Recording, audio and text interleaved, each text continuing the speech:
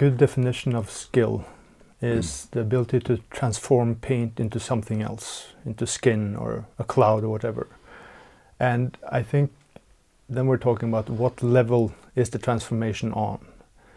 And that's why I wanted to ask you about this thing about egocentrism, geocentrism, and heliocentrism as the three different levels of how high a painter can reach.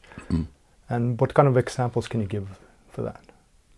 Well, first of all, I have to say that you gave me the first or the top name of this pyramid of system, and that was heliocentrism, because there was a pupil of mine that had made a landscape that you had defined as a heliocentric picture. So after one day, I found the conclusion that you have three levels. That's very often used in philosophy. And I use it myself. I mean, Plato used it. I mean, there is a lot of philosophers. Kierkegaard used it. It's very, very common. So the first level is the egocentrism. The next level is the geocentrism. That means, I mean, egocentrism means that you shall be yourself and declare yourself. You are in the center.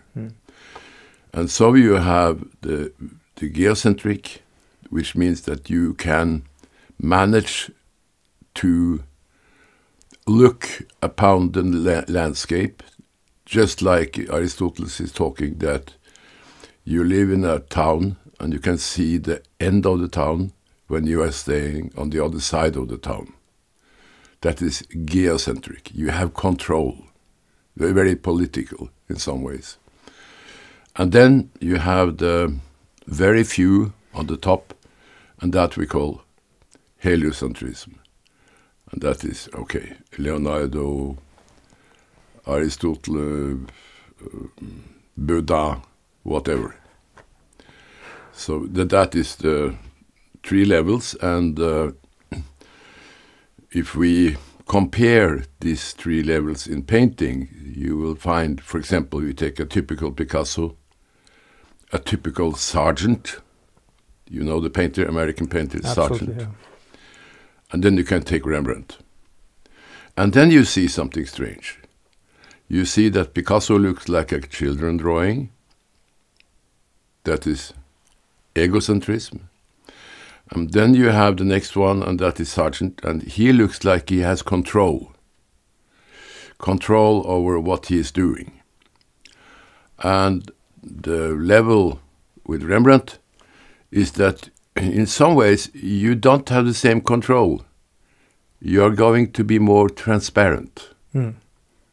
So you can say you go from a children drawing to an opaque painting, Sargent, and at last Rembrandt as a more transcendent atmosphere that you really can't understand it really.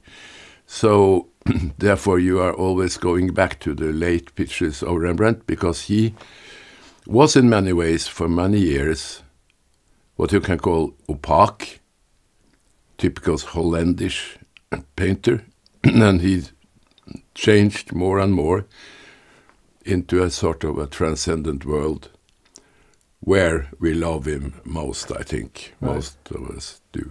And I think I guess you can see the difference between geocentric and heliocentric also in the Thorn Crowning by Titian, those two versions. Oh yeah. One, and they're like 30 years in between or so. And the one and that's interesting too, because you can talk about it in terms of specifically how it's painted. So it goes from clear lines, clear colors, describing a lot of what is going on, all the details of the shoelace or so, etc., into something that is more dissolved and is not so strong in the color and is much more focused when it comes to where that the viewer shall have the attention. Right? Yes, you can say that Clever Boy you can call the first, and the latest or the last picture is a mystery Right. in some ways, Yeah. because you can't really get rid of it. And my examples very often goes from the late Rembrandts to the late Titians. And there is something strange there, because we can't leave the picture in some ways. We have to stay in front of the Falconier of Rembrandt, the picture that hangs in Gothenburg.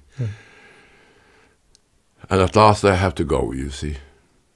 But it's always hard to go, to leave it. Yeah, and I think also Constable is an example of that. We've talked about that before, but the late so-called six-footers, Yes. Leaping Horse, Yes. for example, just take one example. The where Leaping Horse is fantastic. Yeah, and it's so clear that he had, how should I put it? It's like the geocentric level. One thing is that you describe everything and you're a good boy. But it's also how you relate to society. You respect the laws of society, like Sargent respects the law of society. He is in society. And with this Leaping Horse, the exhibition painting, Constable respects the laws of society so he can exhibit and get money. The bad one. Yeah, but then he makes the so-called sketch, the Rembrandt version, and that's where he starts getting into Yes, I know. I know. I had to. It hanged one time for some years ago, 10 years ago, in Copenhagen, and I had to go to Copenhagen 3 times, I think. So important it was, and I said to my wife that this is the same as Titian. You have the same feelings as for Titian. I think there is my son has said something very smart. He said that Titian make the sketch as the top of the picture. Yeah, right. You see, he goes the other way. He makes the sketch as last on the top of the picture. Well, that's the thing about starting with a sketch, working with it, and adding the sketch on top again. Yes, in some ways. So you can say that his eyes has to renew every time when he meets the picture. He has to make a new picture on the same picture. And that we are talking about empiric understanding. When we talk about empiric work, it is just that you make something, and the next day you see that it has to be remade, and the next day it has to be remade, scraped out, and then you continue to paint, scrape out, continue to paint. A lot of layers and a lot of scraping. He called it, my son called it a sort of, what do you do when you are having a spade in your hand, you know, you grow, you try to get deeper into it, you see. Digging. Digging. So you are digging and digging and digging, and people probably think you are totally crazy, but you are after the absolute expression that is possible to get. You don't leave it like a sort of a presentation and something modern thing that you present something, but you represent again and again. Yeah, those concepts, or the idea of presentation and representation. Yes. Is that all about the same as geocentric and heliocentric? Or? Yes, in some ways you can say it's a little bit different. You meet a man, and or he comes to your door and knock at the door, and you open and you talk to him, and at that moment it is presentation. But then when you want to know more about him, you have him into your table, and then you continue to have a dialogue, and then it begins to be representation. Getting to know the person, yes, quite simply. Then you begin to get contact with him, and you begin to know who he is. And strangely enough, the modern art life don't like representation. because it's too private. And I'm wondering, why is that so bad? Is it because of the modern way of thinking psychologically? I don't know. Can you answer me? Well, I've thought about at least three possibilities. Advertising, perhaps? That the advertising has ruined the originality of being a representational in some ways. That's probably part of it. Yeah, I mean, there are different ways. You can talk. Of course, you can talk about the philosophical aspect here, the whole rules of modern art, which says that you shouldn't be sentimental or dramatic because that's barbaric, as Kant says. So stay out of it. Don't go into human content. But then there's also the political aspect that it doesn't serve politics if something is too private. I mean, it's that, for example, I read about the German sculptor Kolbe, who worked for the National Socialists, but then he started to make these embraces and these things, and then they stopped using him because they couldn't use him for propaganda, right? And then, of course, there's also this.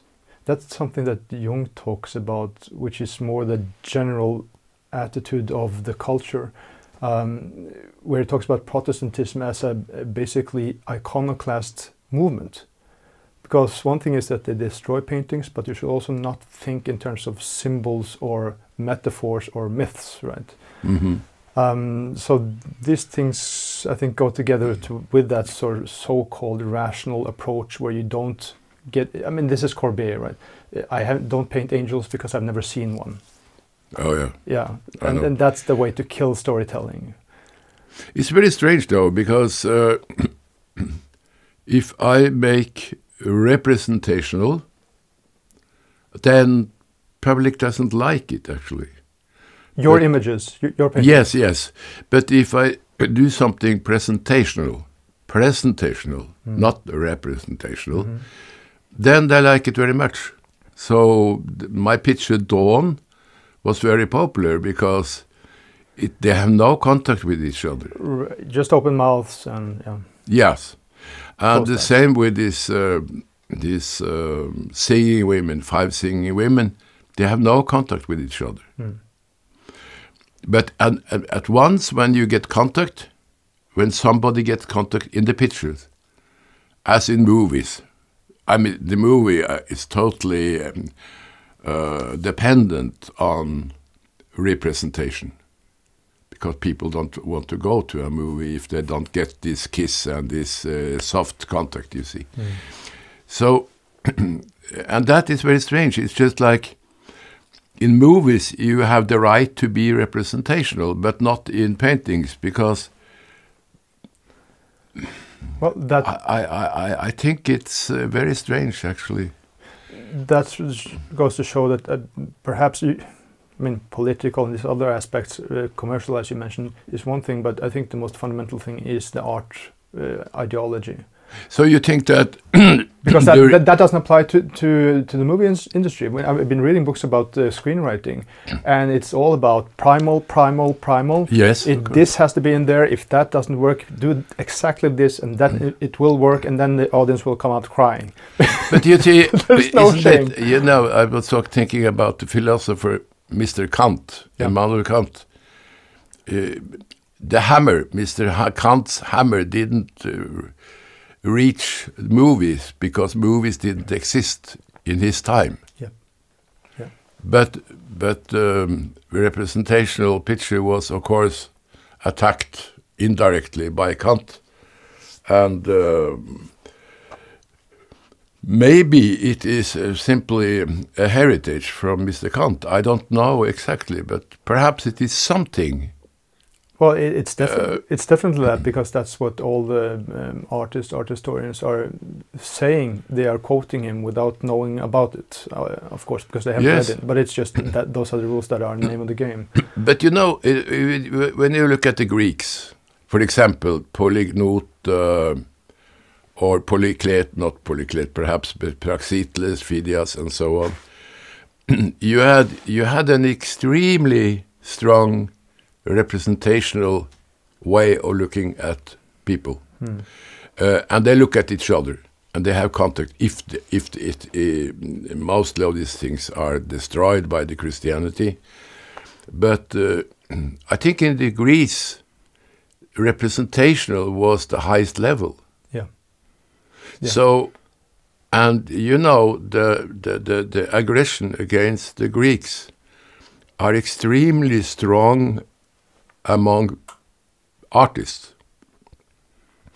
If you are an artist, you will never accept the Greeks. It's a sort of a hate program against the Greeks. Yeah. And that's very strange, because I can't find another answer on that it's because it's so fantastic made. Because when you look at all the other cultures, the African, the Indian, the Chinese also, everybody in our world can feel a little bit that they have the upper hand. But when they look at the Greeks, the best of the Greeks, they understand something when they see a foot, for example, on the Greek statue, compared with a Roman foot, for example. I mean, Rome was in some ways America today. That's a geocentric yes, part. Yes, right. It's opaque. Yeah. And you see the Roman foot and you see the Greek foot. It's, as you said, opaque. Opaque contra life. Life is the Greeks. And that's why the Greeks are so strange in the history. We can't find any culture. If you look at the cultures at all, who would you be close to, or who would you be a part of? Yeah. The Chinese, the African, no, not the Chinese. Not on that level, no. No. So there is only Greece again left. And I the think, Greece is left. And I think the only people you could think you could live together with and have a conversation with and have a culture with, you see. Yeah. They had one wife, not 100 wives, you see. For example. And I think also it's important, maybe not a major point, but I hear sometimes people are talking about envy. But I don't think that's the problem here. That for example, when you read about the early Christians and how they destroyed these sculptures, I don't think they were envious, but it was ideologically wrong. Okay. So I think that's what you come back to all the time. They see that it's better, exactly what you're saying. But I think the main thing is the ideology. The ideology is wrong, because this is a way of working that says that reality exists, and this is the true reality, not some abstract. But there is also one thing we must not forget about the Greeks. That was the evil didn't exist. Evil mind, the devil, didn't exist. So if somebody did something wrong, they was astray. Yeah. They were astray. There wasn't evil. It was because they were astray. They didn't understand what they had done in some ways. So they have to understand what they had done, and then they will be good again in some ways. And that's very interesting, because I have heard that the evilness, the devil, was created in Israel in about 85 before Christ, and the evilness was coming into the world as a sort of this polarity, either little good bit like, or evil. Yes, good or evil. It was something like a psychological change. That evil suddenly existed. Yeah. And that is very strange, because I feel that perhaps to be evil is a little bit opaque, I think. And also the hate is opaque. And you have it in the German music, as Kant loved. It was military music, and that's very opaque. So it is strange things following each other. There is a pattern here. For example, you make a very strong God, that is God, or the Christian God, and in the same way, you make a God that are tyrannizing all the time, because it's so good. compared with the Greeks. I mean, Zeus, the Greek god Zeus, wasn't better than Weinstein, that filmmaker Weinstein. Yeah. He was even worse than Weinstein. So there was also a lot of other gods. So you had a whole family of gods, and they had human instinct, and humans behave. They behaved like human. And then you are not afraid. And then you, in some ways, lives a more harmonic life. We can't, in our culture, we can't really understand how harmonic it must have been, because we don't have to be so afraid. Yeah. Because that God, the gods doesn't really see you. They can meet you in the street, but they can't see you when you are on the toilet or you are in the bed or some private areas. Yeah, there's not that shame. Yeah. So many gods perhaps can create a greater respect for the different aspects of being human. Yes. Accepting that there are different aspects of being human. Because what Kant does when he talks about that sentimentality or these things are barbaric, is to say that it's evil. Yes. This is something you must never be in touch with. But with the Greek gods, there's all kinds of situations going on and being accepted, or at least not completely condemned, right? And if you didn't have that god, you could go to some river and there was a god there and who could be your friend, and then you can say it can be your friend, but it can also hit you. So you must be dangerous. I mean, thinking about Diana, she could kill people simply, and for example, Apollon and he took this guy on the picture of Titian. Marcius was killed by Apollon, so you had to be careful, just like with Pallas Athene and Arachne. They were competing about the best weaver, and Athene was winning. And in the same time, Arachne was reduced to be a little adder, you see. So it's a warning program also. Be careful. Yeah. It can be a god that you have insulted, and then you are... So on the one hand, you have Odysseus meeting this princess Nausicaa and asking, who are you? Are you a goddess or a human being? And then on the other hand, you have this thing that happens if you think you are superior to the gods. Yeah. And that's what I was thinking about. When we're talking about late Rembrandt or late Constable, then Titian, to stick to those, we're talking about this Technica Machia. And it was just an interesting example of that myth in practice, when there were some students of you who thought that they had 30-year advantage on you, starting with a late Titian much earlier than you did. And so they could become even better. And their whole technique and the whole work just fell apart because they thought they were the gods.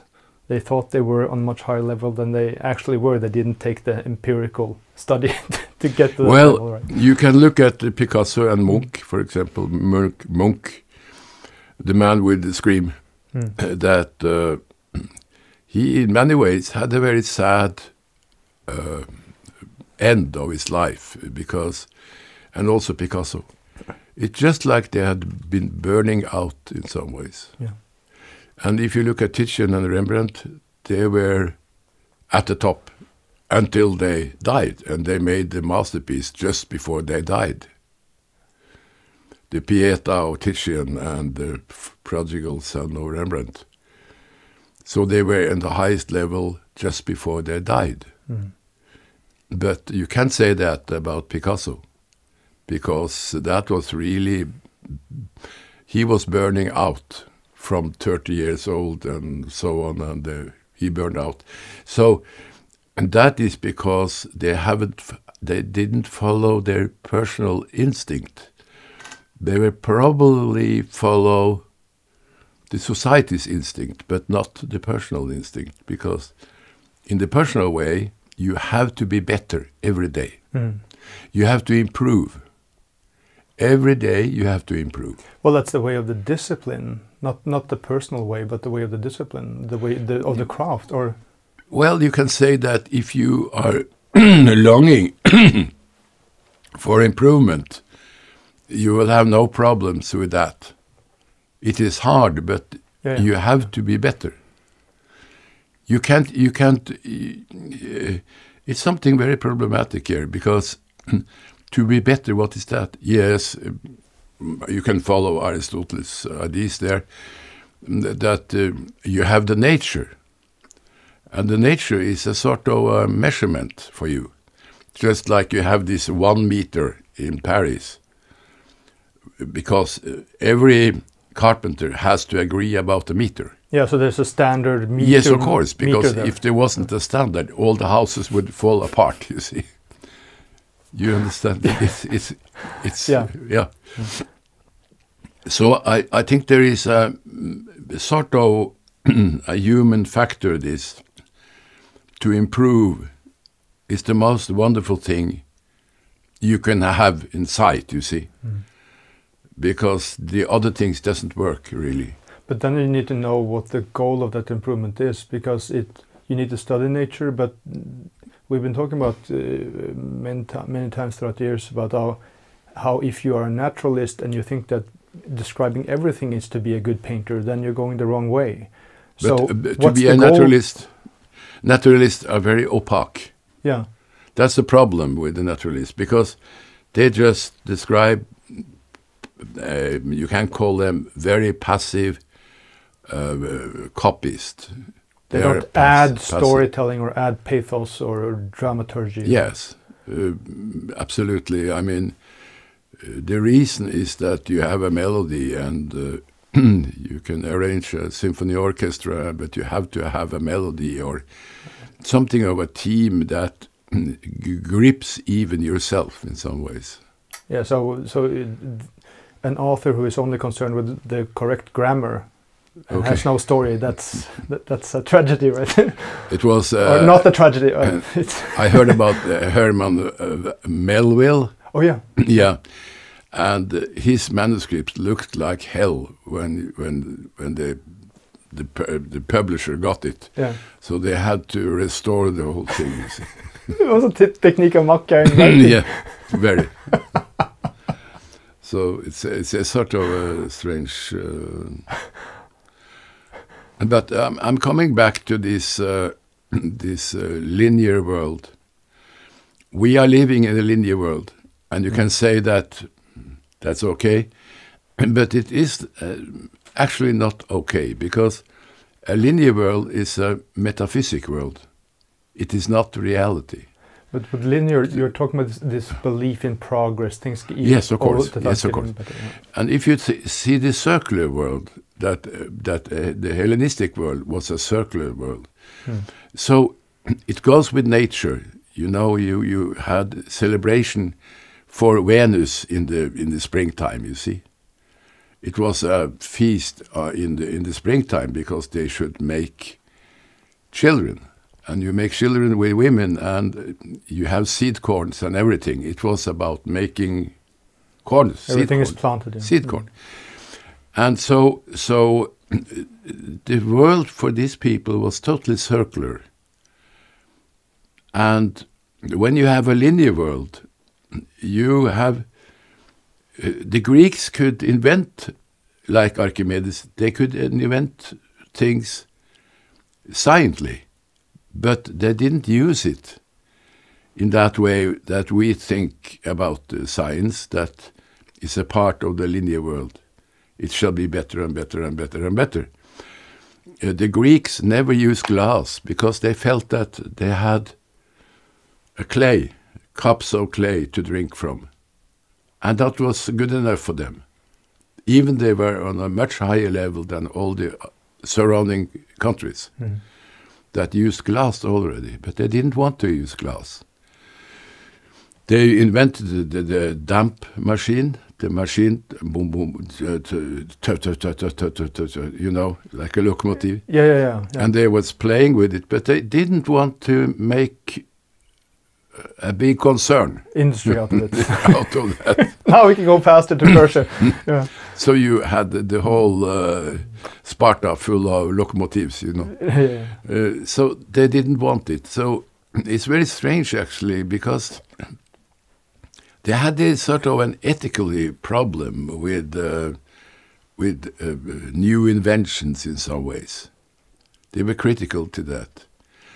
And it's very strange, but these people that was so high up in the system, also in the way of solving problems in the society and so on, they were something they didn't like.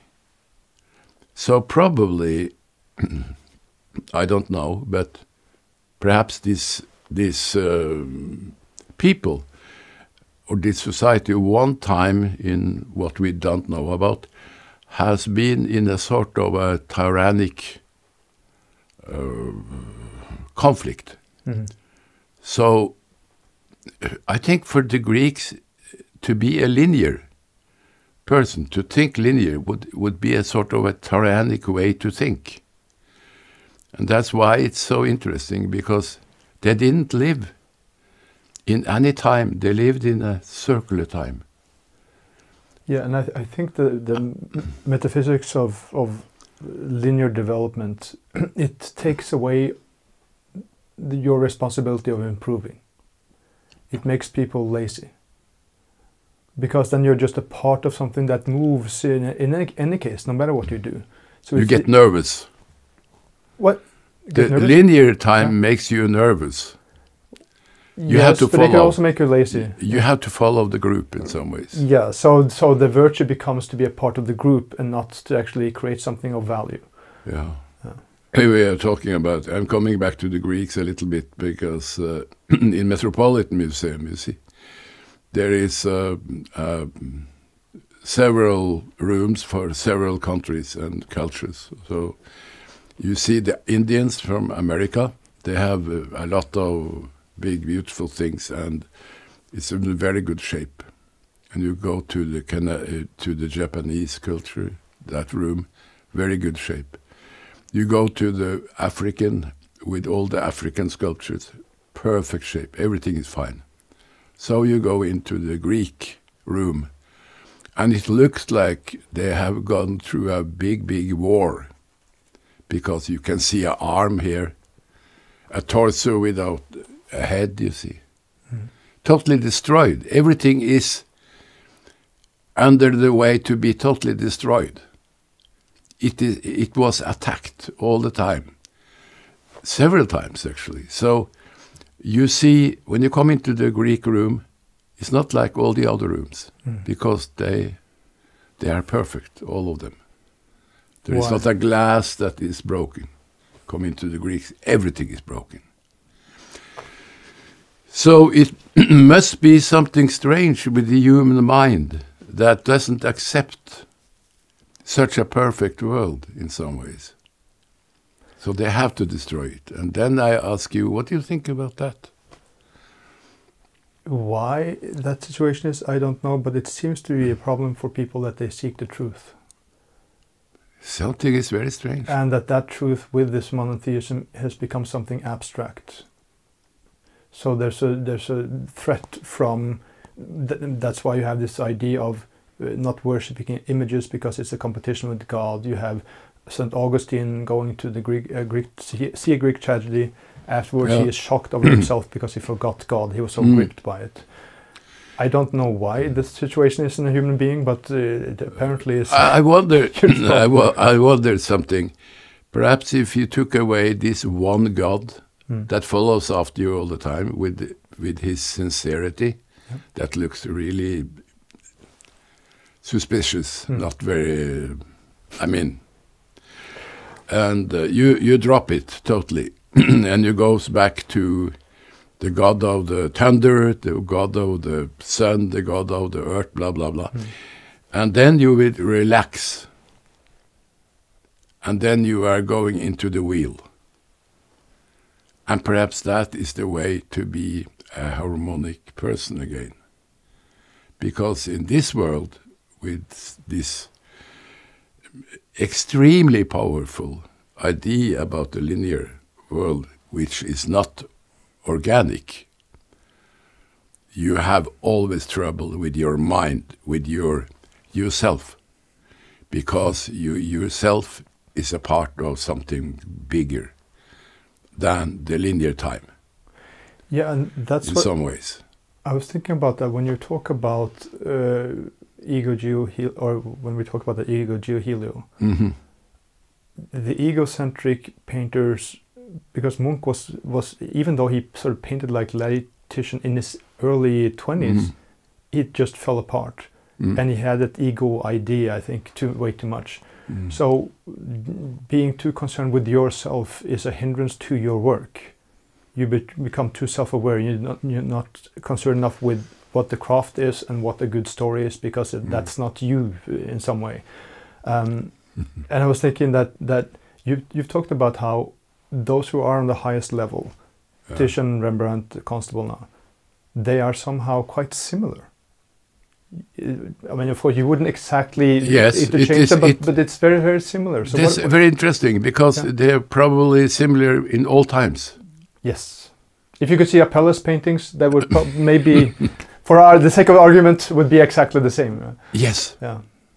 And you hear when Plinius is talking or writing about Apelles, Plino is this, Roman. The Roman man that was killed by Vesuvius.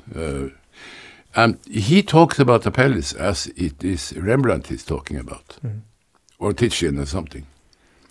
And Titian, on his side, he probably got a little bit from this Plinius, because Plinius was going to be more published, I think, also Poetica. Aristotle had a huge impact in the Renaissance. Very. Especially on this doomsday of Michelangelo and Dante, He talks about that the dead world, the world of the dead, is the highest level in some ways.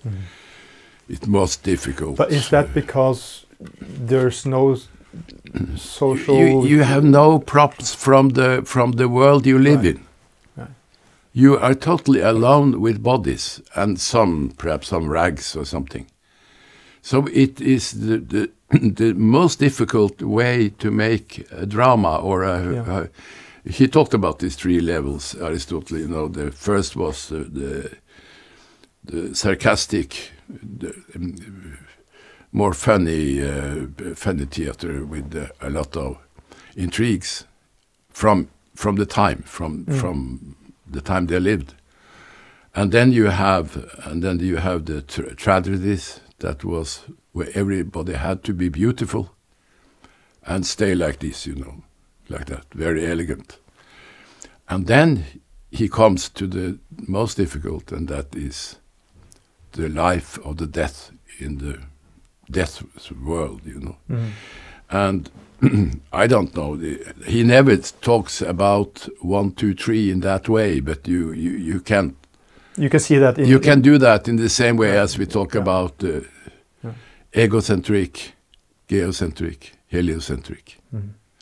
That you are talking about something that is very difficult to talk about, and that is the death, the world of the death. Puccini was in that way very interested to make the last opera, but he died before he... But that's... maybe we could talk a little bit about that, because I've been thinking about something. And that's the thing about speaking of props, using props. Yeah. I mean, so you have paintings. Some there's an airplane or there's a wheelchair, and then of course you can say we could talk about Andrew Wyeth, or you can see if you read The Great Gatsby or you read Moby Dick or even Dickens, they are fairly specific in the time, although they're not naturalistic about it. It is a specific time. It's not just it's not some strange, weird landscape, right? So, can you make something heliocentric from a specific time, or is that completely impossible? I'm afraid it's impossible. Yeah. You have to get out of time, because then you are in some ways in the prison. prison among a lot of props, you see. You have to get rid of it. You have to come to the core in some ways, because if you come to the core, then it's their body. And if it looks very cold, you can have some rags or something, skin or something. But it must not take too much attention. Yeah. So you can see in the last pictures of Titian, and also in Rodin's Bourgeois de Calais and Rembrandt, that the clothes, you know, the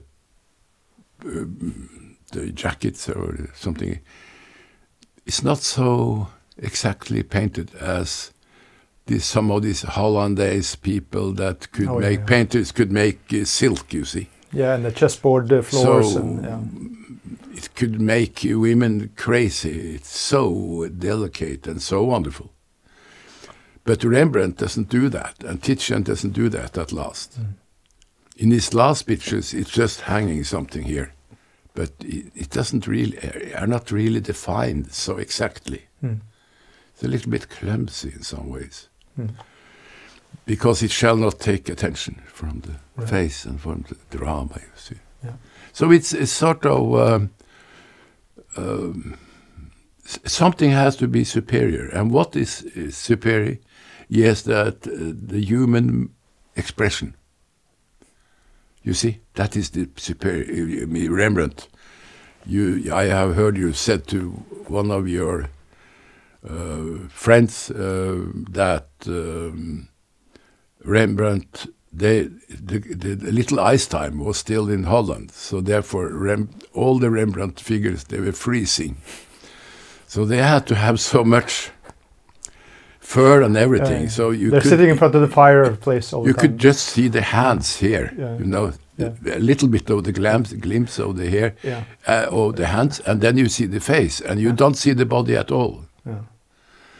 It doesn't exist in some ways. And maybe that, depending on the level you're at, it's easy to think that, you have to show that you know a lot of anatomy and you can't hide it with a lot of clothes and so on, and Rembrandt is cheating with all those clothes. He's actually using the little ice time very well. To his advantage, Yeah.